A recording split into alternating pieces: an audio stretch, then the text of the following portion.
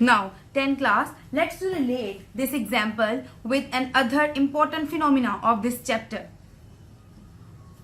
Let's have a look on an example. In a flask, you have solid calcium carbonate and decomposed form produce calcium oxide, solid, and carbon dioxide, which were in gas in a closed system. You look, these are the gas molecule which are not escape out to the environment.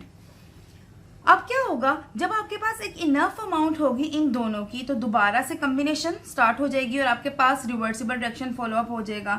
एक point ऐसा आएगा बेटा जब आप observe करेंगे कि आपकी flask के अंदर amount of calcium carbonate and amount of calcium oxide and carbon dioxide equal हो जाएंगे.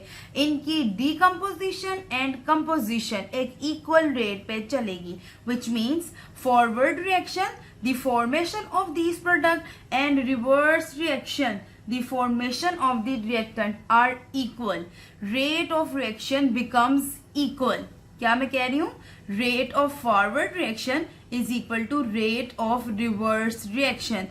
इन दोनों की formation and breakage, decomposition and composition equal amount में हो जाएगी.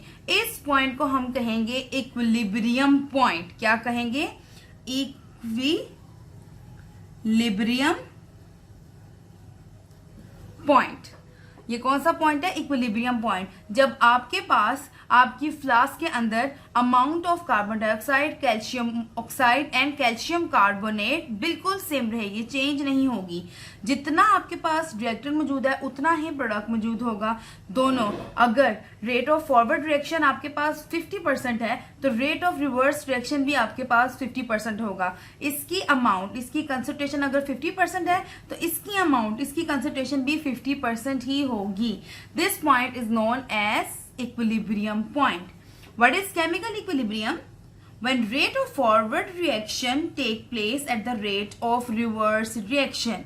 आपके पास जितने अमाउंट में, जितनी कंसंट्रेशन, जितनी स्पीड के साथ फॉरवर्ड रिएक्शन होगा उसी स्पीड के साथ आपके पास रिवर्स रिएक्शन भी चल रहा होगा. This is called equilibrium point. At this point the decomposition and combination is on same rate. अगर आप इसकी एक कॉमन एग्जाम्पल देखें जो कि हम अपनी कॉमन लाइफ से एलेबोरेट कर सकें, कॉमन लाइफ से उसको रिलेट कर सकें, तो बेटा अगर मैं आपको ये बताऊं कि आप लोग पानी को हीट दे रहे हैं और उसकी बॉइलिंग स्टार्ट हो गई है.